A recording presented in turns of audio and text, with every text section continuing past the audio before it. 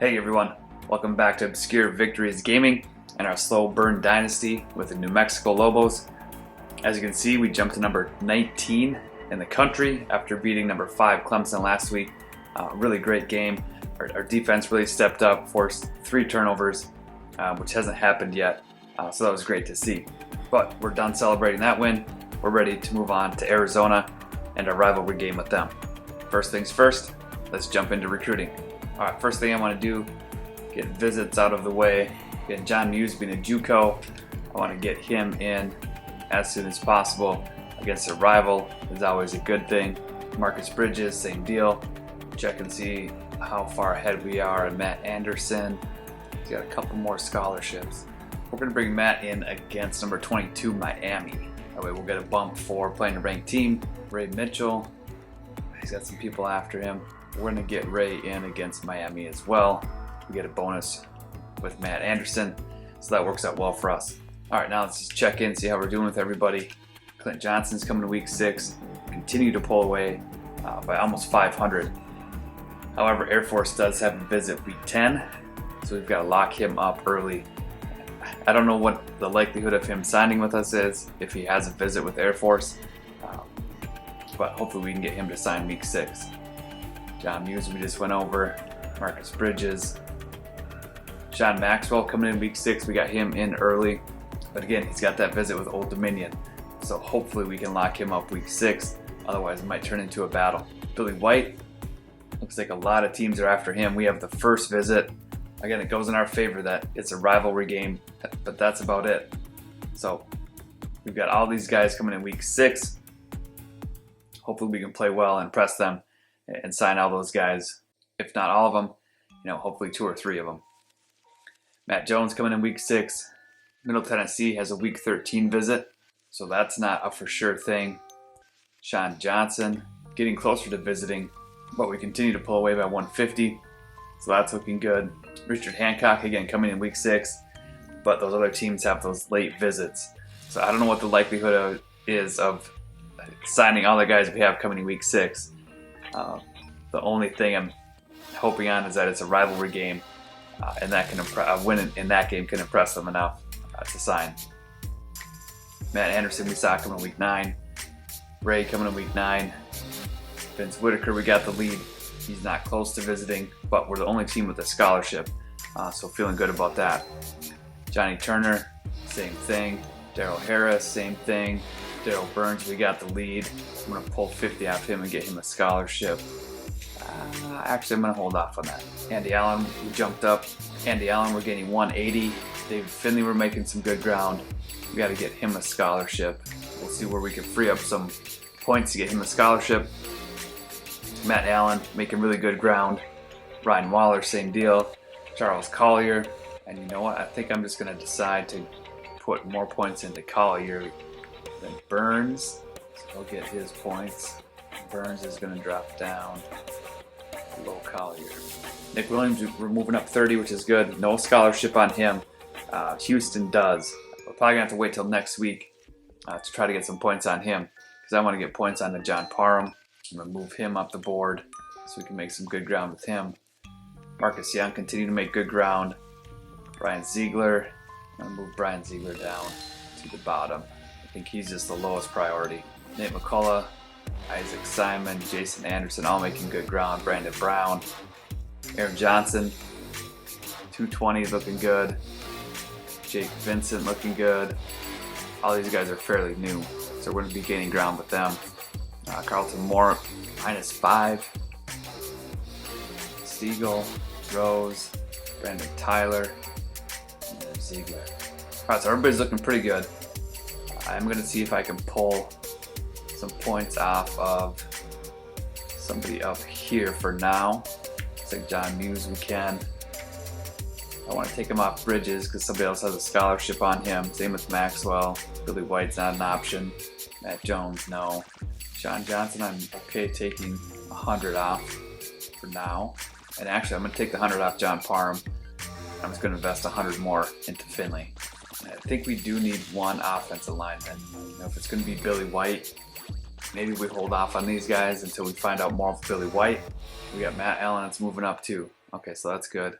D-end wise, we got 2 gaining ground.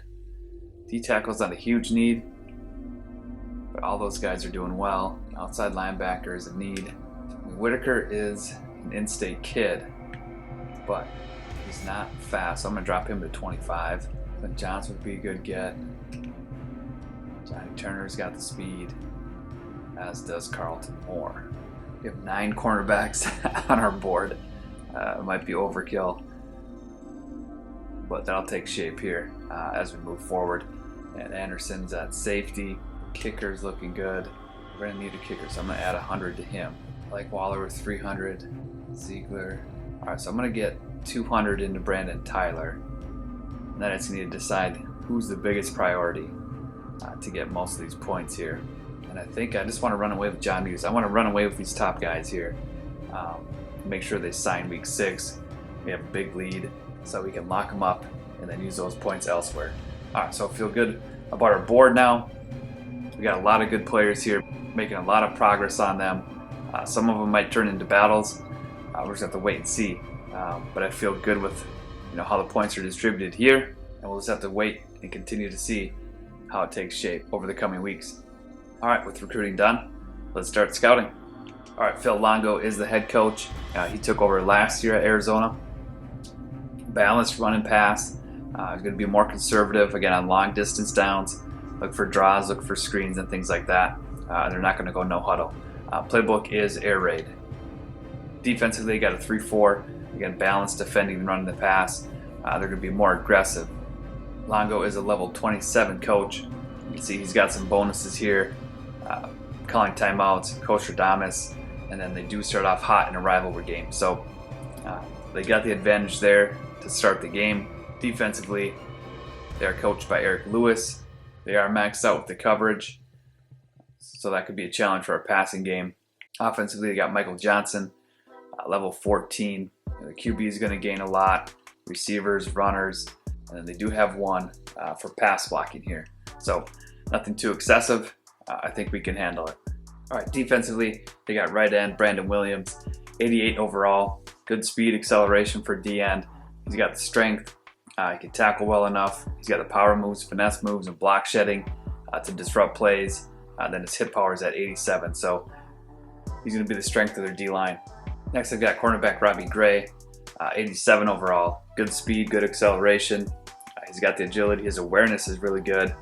Man coverage, zone coverage, and press is all up there. He can catch well for a defensive back. Play rec is good. Pursuit's really good. Tackling is good enough for a defensive back. So somebody on the edge that can make plays for them. And then paired with Gray is Zach Morgan, 86 overall. Great speed and acceleration. He's got good man coverage, excellent zone coverage and press. Catching's really good.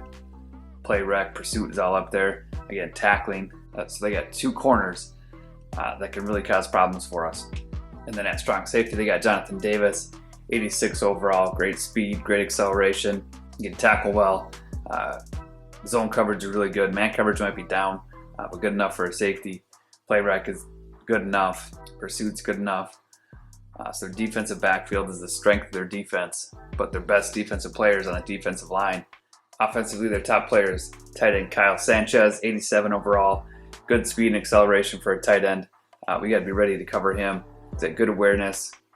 Catching traffic, route running are all phenomenal for a tight end. Pass blocking might be a little bit low, but he's definitely a receiving tight end. He can release off the line. Strength a little bit low for a tight end, but again, he's a receiving tight end, so we got to be ready for him.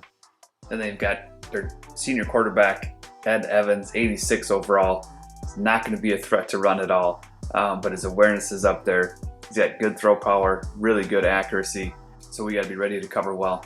And then next they got their running back, Tim Fields, 85 overall, senior. Really good speed and acceleration, good agility. He's going to be able to break tackles.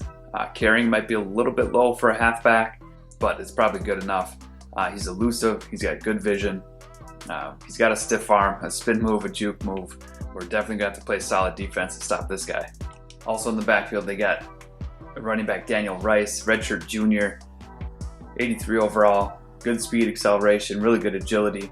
He's going to be able to break tackles. Again, carrying is good enough. He can truck. He's elusive. Vision is good enough. He's got the stiff arm, spin move, juke move. So 2 really good running backs for them that we got to be ready to stop. All right, with recruiting and scouting done, let's spin the event wheel, see what's happening with their team, and then we'll talk game plan. All right, first spin. We've got starter is demoted, which means their overall goes down below the second string guy, and we'll find out who that is now.